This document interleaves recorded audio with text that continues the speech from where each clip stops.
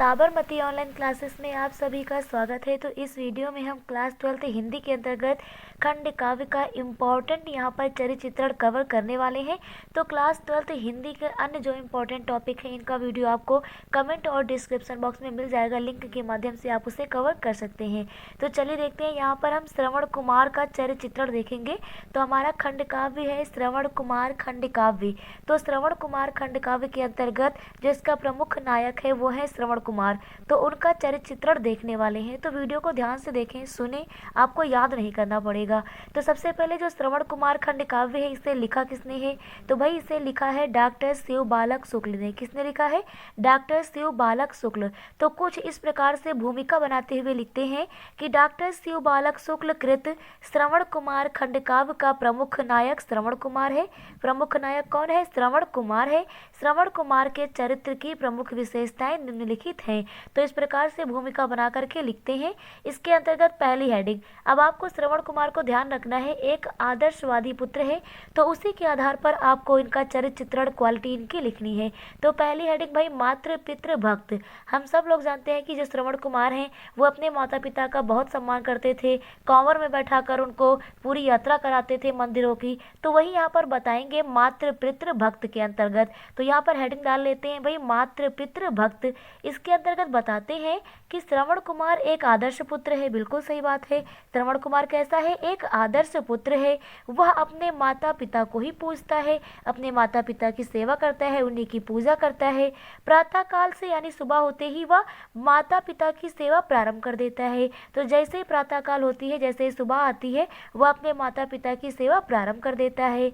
Cover में बैठाकर वह उन्हें देवग्रहों यानी कि उन्हें विभिन्न देवग्रहों का मतलब मंदिर होता है, और तीर्थ स्थानों की यात्रा कराता है। तो इस प्रकार से हम लिखते हैं। आपको ऊपर फिगर में कौवर दिख रहा होगा जिसमें श्रवण कुमार जी अपने माता पिता को बैठा कर के यात्रा करा रहे हैं। तो इसी प्रकार से आपको भूमिका बनाकर लिखनी है। अब यहाँ पर इस प्रकार से दोहा जो आए ना, इसको आप लिखते हैं तो इससे आपको जो नंबर होते हैं वो कटते नहीं है। तो दोहा को इस प्रकार से ब्लैक पेन से इन्वर्टेड कॉमा के अंदर आप लिखें और लाइन टू लाइन ऐसे चेंज करके लिखें। तो लिखते हैं, बिठलाकर दोनों को कांवर में, बिठलाकर दोनों को कांवर में, क्या लिखते हैं? बिठलाकर दोनों को कांवर में, करता वह गुरुभार वहन, देवग्रहों तीर्थों को जाता सदा कराने शुभ दर्शन।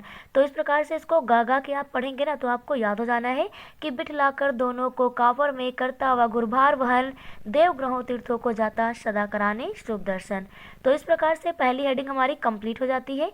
नेक्स्ट हेडिंग लिखते हैं सत्यवादी, कि भाई श्रवण कुमार ना बहुत ही सत्यवादी थे।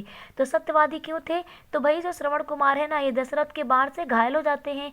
तो दशरथ को ऐसा लगता है ना कि उन्होंने ब्रह्म कुमार को मार दिया है, अब तो उनको पाप लगना है। तो श्रवण कुमार उनको बता देता है भाई कि हम ब्रह्म कुमार नहीं हैं। तो यहाँ पर सत्यवादिता उसकी देखने को मिलती है। तो वही यहाँ पर लिखते हैं कि श्रवण कुमार की माता शूद्र थी। अब यहाँ पर देखिए आप ब्लैक पेन का यूज किया गया है, तो इसी प्रकार से आप हाईलाइट करके लिखें कि श्रवण कुमार की माता कैसी थी? शूद्र वंश की थी और पिता उनके वैश्य थे। तो श्रवण की माता शूद्र और उनके पिता क्या थे? वैश्य थे। दशरथ के द्वारा, राजा जो दशरथ थे राम जी के पिता, उनके द्वारा, तो दशरथ के द्वारा ब्रह्म हत्या की संभावना प्रकट करने पर वह उन्हें स्पष्ट बता देता है। यानी श्रवण कुमार दशरथ को इस बात को स्पष्ट बता देते हैं कि वह ब्रह्म कुमार नहीं है, और वह कहता है, अब श्रवण कुमार क्या कहते हैं, इसको इस प्रकार से हाईलाइट करके लिखते हैं कि वैश्य पिता माता शूद्र थी, मैं यो प्रादुर्भूत हुआ। वैश्य पिता माता शूद्र थी, मैं यूं प्रादुर्भूत हुआ, संस्कार के सद्भाव से मेरा जीवन पूर्ण हुआ। तो यहाँ पर इस प्रकार से लिखते हैं कि वैश्य पिता माता शूद्र थी, मैं यूं प्रादुर्भूत हुआ, संस्कार के सद्भाव से मेरा जीवन पूर्ण हुआ। तो ये दोहा आपको याद कर लेना है। तो यहाँ पर संस्कार की बात की गई तो थर्ड हेडिंग हमारे संस्कार से आ जाएगी। तो तीसरी हेडिंग डालते हैं संस्कारों को महत्व देने वाला, कि भाई जो श्रवण कुमार है ना, ये अपने जीवन में संस्कारों को बहुत ज़्यादा महत्व देते हैं। तो यहाँ पर हम बताते हैं कि संस्कारों को महत्व किस प्रकार से देता है। तो भाई जो श्रवण कुमार है ना, वो किसी के भी प्रति भेदभाव का बिल्कुल भाव नहीं रखते हैं, भेदभाव किसी के प्रति प्रदर्शित नहीं करते हैं। वह सच्चे अर्थों में क्या है? समदर्शी, यानी सभी को एक समान देखते हैं। तो वह सच्चे अर्थों में क्या हो गया? समदर्शी हो गया। वह कर्म एवं संस्कार को महत्व देता है। श्रवण कुमार जी कर्म और संस्कारों को ही अपने जीवन में महत्व देते हैं, ये ध्यान रखना है आपको। और वह अपने जीवन की पवित्रता, जो उसका जीवन पवित्र पवित्र है उसका रहस्य क्या है? तो अपने जीवन की पवित्रता का जो रहस्य है ना, वो किसको मानता है? संस्कार के प्रभाव को ही मानता है। यानी उसके जीवन में संस्कार हैं तभी वह पवित्र है। तो जीवन की पवित्रता का रहस्य ना किसको मानते हैं श्रवण कुमार?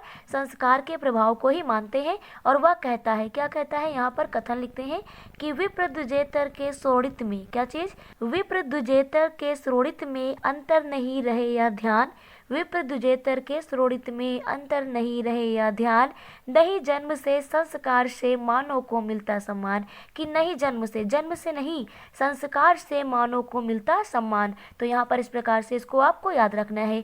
इसके बाद नेक्स्ट हेडिंग नंबर 4 डाल लेते हैं हम लोग, सरल स्वभाव एवं क्षमाशील। कि भाई श्रवण कुमार जी ना एकदम सरल स्वभाव के हैं और क्षमाशील हैं। बड़ी जल्दी वो राजा दशरथ को माफ कर देते हैं, जबकि उन्हीं के बाढ़ से वो घायल हुए हैं। तो इस प्रकार से हम हेडिंग डाल लेते हैं, सरल स्वभाव एवं क्षमाशील। तो इसमें बताते हैं कि श्रवण कुमार स्वभाव से सरल हैं। श्रवण कुमार स्वभाव से कैसे हैं? सरल हैं।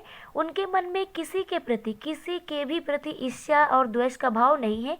तो ये बता देते हैं कि श्रवण कुमार के मन में किसी के प्रति ईर्ष्या या द्वेष का भाव नहीं है, किसी के प्रति ईर्ष्या या द्वेष का भाव नहीं है। दशरथ के बाण से घायल होने पर, किसके? राजा दशरथ के बाण से घायल होने पर भी वो पास आए हुए दशरथ का पूरा सम्मान करते हैं। तो यहाँ पर ये पॉइंट आपको याद रखना है, सरल स्वभाव एवं क्षमाशील है, वो राजा दशरथ को माफ कर देते हैं। अगली हेडिंग यहाँ पर डाल लेते हैं, आत्मसंतोषी। क्या डालते हैं?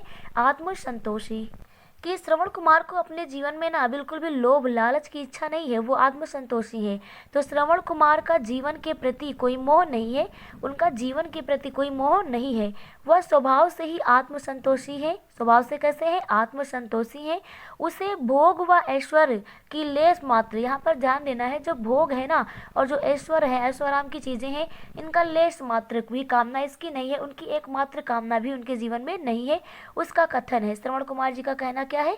श्रवण कुमार का कथन है कि वन्य पदार्थों से ही होता रहता मम जीवन निर्वाह। वन्य पदार्थों से ही होता रहता मम जीवन निर्वाह। ऋषि हूँ नहीं किसी को, कि ऋषि हूँ नहीं किसी को पीड़ा पहुँचाने की उर्मे चाह। तो इस प्रकार से ये भी आपको याद हो जाना है। इसके बाद नेक्स्ट हेडिंग लास्ट हम लोग निष्कर्ष लिखते हैं और इसी के साथ में हमारा ये जो यहाँ पर चरित्र चित्रण है कंप्लीट हो जाएगा। तो निष्कर्ष में क्या करना है? निष्कर्ष में आपको बता देना है कि भाई जो श्रवण कुमार है ना, इनके अंदर कौन कौन सी क्वालिटी आई हैं, उनको एक साथ ही आपको बता देना है कि ये सारी क्वालिटी श्रवण कुमार में देखने को मिलती हैं और हमारे लिए एक ज्वलंत उदाहरण है श्रवण कुमार। तो यहाँ पर हम बताते हैं कि श्रवण कुमार के चरित्र में मानवता के सभी उच्च आदर्शों को समाहित किया गया है। जैसे वह सत्यवादी, क्षमाशील, संतोषी, सरल स्वभाव वाला, मातृ पितृभक्त, दयालु, त्यागी, तपस्वी, भाग्यवादी एवं भारतीय संस्कृति का प्रतीक है। श्रवण कुमार क्या है? इन सभी का प्रतीक है। अतः श्रवण कुमार खंडकाव्य का नायक यानी कि श्रवण कुमार भारतीय समाज में सदाचार एवं मर्यादा का, किसका? सदाचार एवं मर्यादा का ज्वलंत उदाहरण है। हमारे सामने सदाचार और मर्यादा का उदाहरण कौन है? श्रवण कुमार है, जिससे आने वाली पीढ़ी बहुत कुछ सीख सकती है।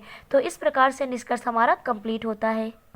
तो इस प्रकार से श्रवण कुमार खंडकाव्य जो है, इसमें श्रवण कुमार का चरित्र चित्रण आप लोगों को क्लियर हो गया होगा। Thank you.